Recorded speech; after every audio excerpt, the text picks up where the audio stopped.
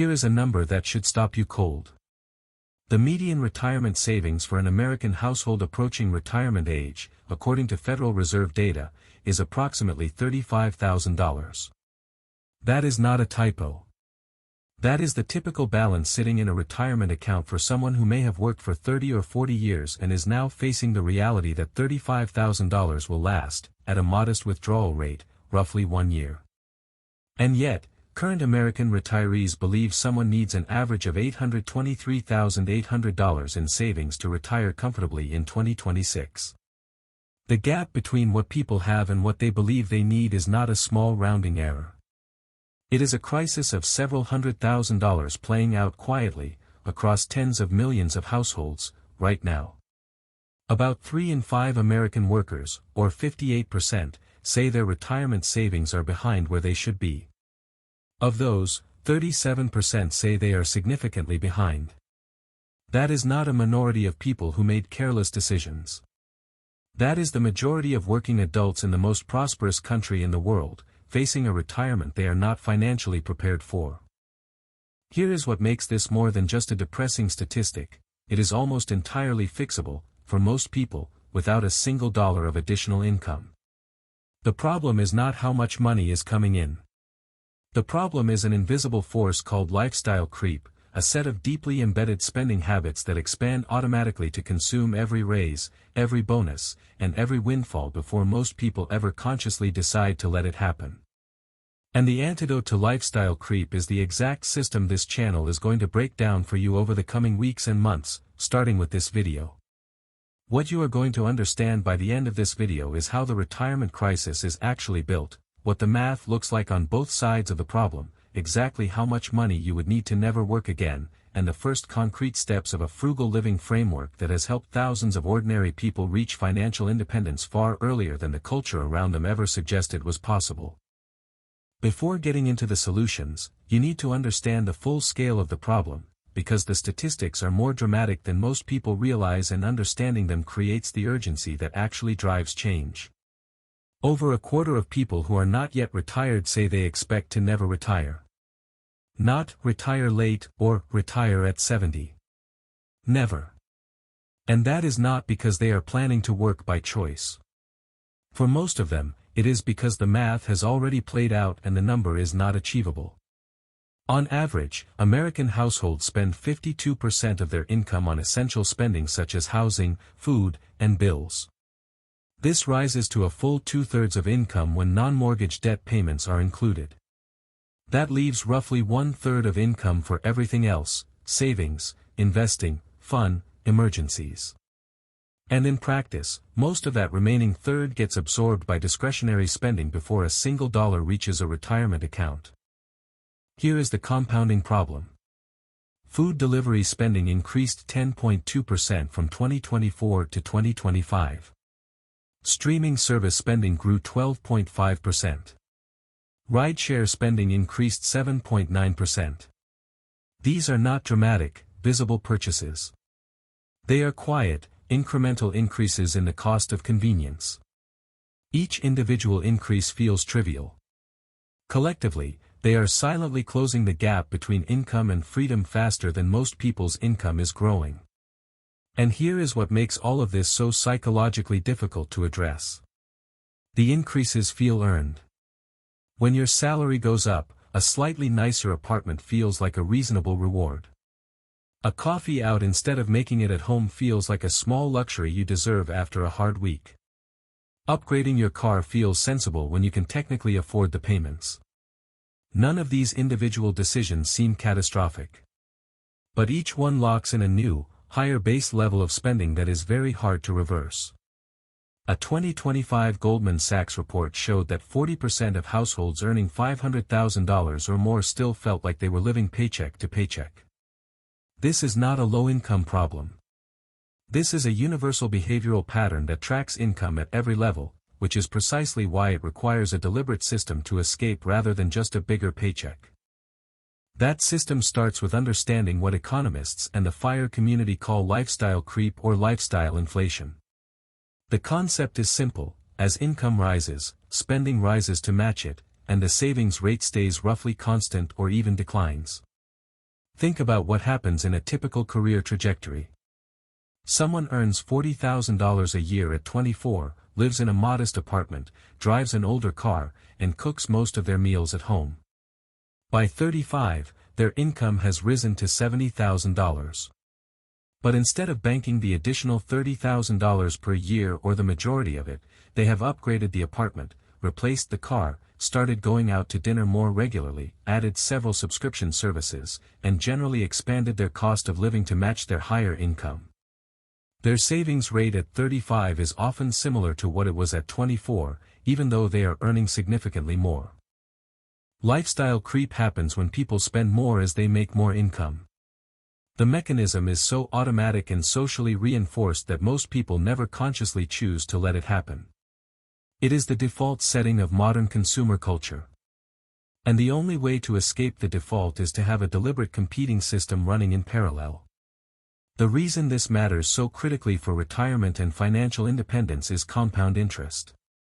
Every dollar saved and invested in your 20s and 30s has dramatically more impact on your final wealth than a dollar saved in your 50s, because of the years of compounding growth between now and retirement. A 25-year-old who saves and invests $500 per month and earns an average annual return of 7% will have roughly $1.3 million by age 65. A 35-year-old starting the same habit will have about $600,000 by the same age. The 10-year difference in starting date, on the same monthly contribution, cuts the final number nearly in half. This is the hidden cost of lifestyle creep. It is not just the money spent on the nicer apartment or the upgraded car. It is the compounding wealth that money would have become, foregone silently for decades. So what is the alternative? What does the system actually look like for someone who wants to escape the paycheck-to-paycheck cycle and build genuine financial independence? The most practical and well-tested framework comes from the FIRE movement, which stands for Financial Independence, Retire Early. The FIRE movement is a lifestyle strategy for achieving financial freedom and retiring earlier than the traditional retirement age. The main idea is to save and invest a large portion of income, often between 50 and 75%, by living frugally and minimizing expenses. At the center of the FIRE framework is a remarkably simple calculation. Your FIRE number is the total amount of money you need to save to retire early. This number is calculated as 25 times your annual expenses. That is it. Take what you spend in a year, multiply it by 25, and that is your financial independence target. The logic behind this number comes from what researchers call the 4% rule, introduced by financial planner William Bengen in 1994. The 4% rule suggests that if you withdraw 4% or less from your investment portfolio annually, your savings should last indefinitely. This has been tested against historical market data going back over a century, through depressions, recessions, wars, and market crashes, and in the vast majority of historical scenarios it holds. A portfolio of $1 million allows a safe annual withdrawal of $40,000. A portfolio of $750,000 supports $30,000 per year. Here is where this connects to frugal living in a way that most people dramatically underestimate. Every dollar you cut from your annual expenses does two things simultaneously. First, it reduces the amount you need to save each month to reach your target. Second, and more powerfully, it reduces your FIRE number itself. If you reduce your annual spending from $50,000 to $40,000, you have not just freed up $10,000 per year to invest. You have also reduced your financial independence target from $1.25 million to exactly $1 million. A $10,000 reduction in annual spending saves you $250,000 of required savings. This is why frugality is the most powerful lever in the entire system. It accelerates the journey from both ends at once. At a savings rate of 75%, it would take fewer than 10 years to accumulate 25 times annual living expenses. At a 50% savings rate, the timeline extends to roughly 17 years from a zero starting point. Even at a more modest 30% savings rate, the timeline to financial independence is dramatically shorter than the conventional retirement age of 65, provided the savings are invested in growth assets rather than sitting in a low-interest savings account. None of this requires an exceptional income. It requires a lower expense base than the culture around you is encouraging you to maintain. So now the practical question, where does the money actually come from? If you are already spending every dollar that comes in, where does the frugal margin appear? The answer is in 5 categories that, taken together, consume the vast majority of most people's discretionary spending, and all 5 are areas where significant reductions are possible without any meaningful reduction in quality of life. The first is housing. This is typically the largest single-line item in a household budget, and it is also the one most people feel least flexible about. But the frugal living principle around housing is not that you should live in discomfort. It is that the neighborhood, size, and prestige of your home should be chosen based on your financial goals rather than on social comparison. Average monthly rent spending rose 151% from January 2020 to March 2025, jumping from $336 to $844. For many households, housing alone has become the single biggest obstacle to building savings, not because they chose extravagantly, but because the baseline cost of acceptable housing has risen dramatically. The actionable response is to treat housing as a financial decision first. The percentage of take-home pay that goes to housing should ideally stay at or below 25 to 30%, even if that means choosing a less fashionable neighborhood, a smaller space, or a roommate arrangement for a few years during the wealth-building phase. The second category is transportation. The typical American spends thousands of dollars per year on car payments, insurance, fuel, and maintenance. Average monthly mortgage-related costs jumped from $882 to $1,449 between 2020 and 2025, a 64% increase. For renters and homeowners alike, transportation and housing together often consume well over half of take-home pay. The frugal approach to transportation is to drive a reliable, paid-off car for as long as it runs safely, resist the social pressure to upgrade, and where possible use public transport, cycling, or walking for short trips. The savings are not marginal. A household that avoids a car payment of $500 per month and instead drives a paid-off vehicle is saving $6,000 per year, which invested over 20 years at 7% annual return becomes nearly $246,000. All from keeping a car for 2 extra years. The third category is food, both groceries and eating out.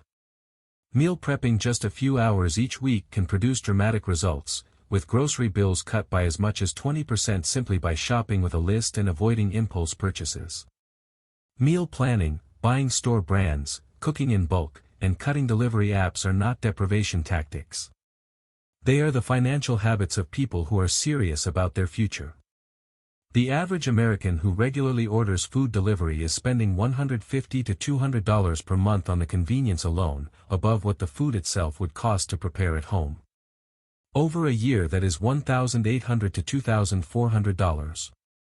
Over 10 years, invested, it is roughly $33,000. From one habit change. The fourth category is subscriptions. The Consumer Financial Protection Bureau has found that the average household spends nearly $200 a month on subscriptions they may not fully use. Streaming services, fitness apps, software subscriptions, monthly boxes, news sites, and cloud storage all stack quietly in the background. The average person, when asked to estimate their monthly subscription total, typically underestimates by 40 to 60%. A subscription audit, which means sitting down and pulling up every recurring charge on your bank and credit card statements for the last 90 days, typically reveals 3 to 6 services that are barely used and could be canceled immediately with no actual impact on quality of life. The fifth category is impulse and convenience spending. 42% of Americans go shopping to treat themselves at least once a month, and 21% do so at least once a week. Boredom was the top experience causing Gen Z to spend. This is spending that is not planned, not budgeted, and not connected to genuine need or genuine pleasure. It is the behavioral default of a consumer economy that has spent decades perfecting the mechanisms of frictionless purchasing. The antidote is not willpower, which is finite and unreliable. It is friction. Adding one small barrier between the impulse and the purchase, whether that is a 24-hour waiting period before any non-essential purchase above $30, removing saved payment details from shopping apps, or a simple budget tracker that makes the running total visible, consistently reduces impulse spending by 20 to 40% in most people who implement it. Let's now get specific about the subscription audit, because this is the one step you can take in the next 30 minutes that will immediately free up real money with zero lifestyle impact. Open your bank statement or credit card statement and look for every recurring charge over the last 3 months. Write down the name of the service and the monthly cost. Then, for each one, ask a single honest question: if this service stopped working tomorrow, how long would it take before I noticed? Any service that would take more than a week to notice is a candidate for immediate cancellation. Any service you actively use but could replace with a free alternative is worth examining. Any service you share with someone else but are paying for individually should be consolidated. Most people completing this audit for the first time find between $80 and $200 in monthly recurring charges that they either forgot about, rarely use, or use only marginally. Canceling $100 per month in unused subscriptions saves $1,200 per year. Invested annually at 7% over 15 years, that is nearly $30,000 recovered from expenses that were providing almost no actual value. The deeper lesson from the subscription audit is not just the money recovered. It is the habit of deliberate financial awareness it builds. Most people are on financial autopilot, spending in patterns that were set up months or years ago and never revisited. The subscription audit breaks that autopilot and replaces it with intentionality. That intentionality is the core skill that every other frugal habit depends on. Now for the part that separates the people who think about frugal living from the people who actually build wealth from it: automation. The single most effective behavioral finance insight of the last 30 years is this: saving before spending is exponentially more effective than trying to save what is left over after spending. Humans are not wired to save from leftovers. There are almost never leftovers. Something always fills the gap.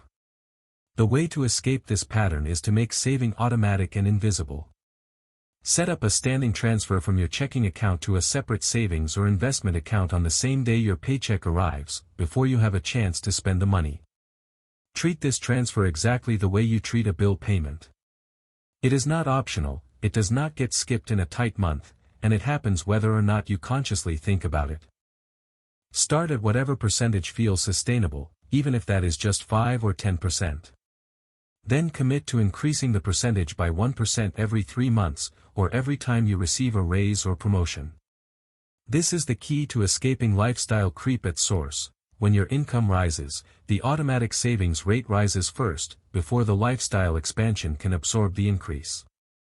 The account your automatic saving flows into should not be your everyday bank account. It should be physically separated, ideally with a different institution, so there is friction in accessing it.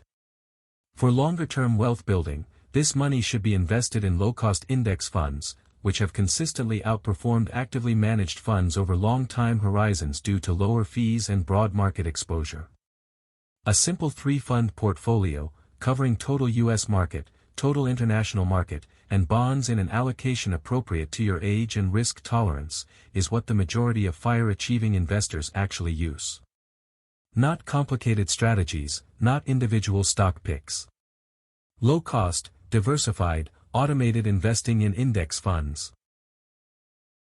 Let us now pull the entire framework together into a 90-day action plan you can start today. In the first 30 days, your only job is clarity. Complete the subscription audit and cancel anything that fails the 1-week test. Track every dollar you spend for a full 30 days using a notebook, a spreadsheet, or a free budgeting app. Do not try to change your spending yet. Just observe it. By the end of 30 days you will have a completely clear picture of where your money is actually going, and the data will do the motivating for you. In days 31 to 60, set up your automated savings transfer. Even if you start at just 10% of your take-home pay, get the automation in place. Calculate your current annual expenses and therefore your current FIRE number. This number is not a life sentence. It is a starting point. Every subsequent habit you build reduces it.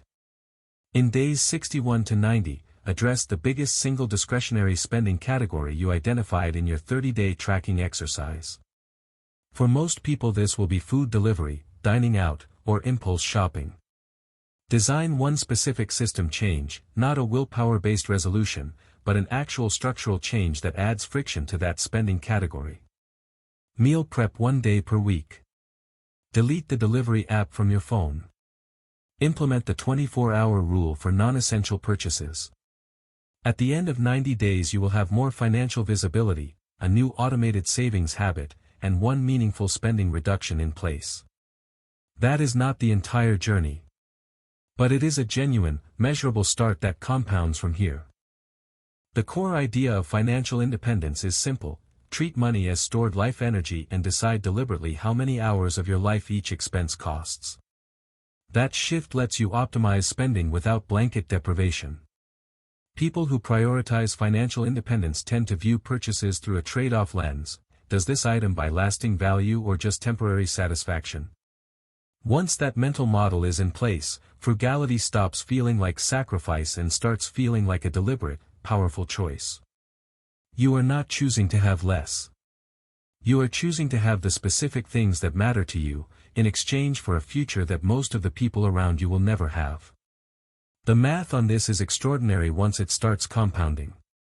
Advocates of the FIRE approach often aim for savings rates of 50% or more of income. At a 75% savings rate, it would take fewer than 10 years to accumulate 25 times annual living expenses. Even at a more modest rate, the trajectory bends sharply toward freedom if the habits are in place and the investing is consistent. Most people will spend 40 years working at a job that funds a lifestyle that expands to absorb every raise, saving a percentage that is too small to ever achieve real independence, and retiring on whatever Social Security provides, which recent projections suggest may be cut by as much as 23 to 24% within the next decade as the trust fund approaches depletion. That is the default path. This channel exists to show you the alternative. The groceries, the subscriptions, the investing, the psychology, the specific tactics that work and the ones that sound good but do not move the needle. All of it is practical, all of it is based on real data, and all of it is designed to be implemented by someone with an ordinary income and a genuine desire to do something different with their financial life. If this video gave you something useful, subscribing is free and the next video coming out this week goes even deeper into the specific numbers. Because the math is on your side if you know how to use it.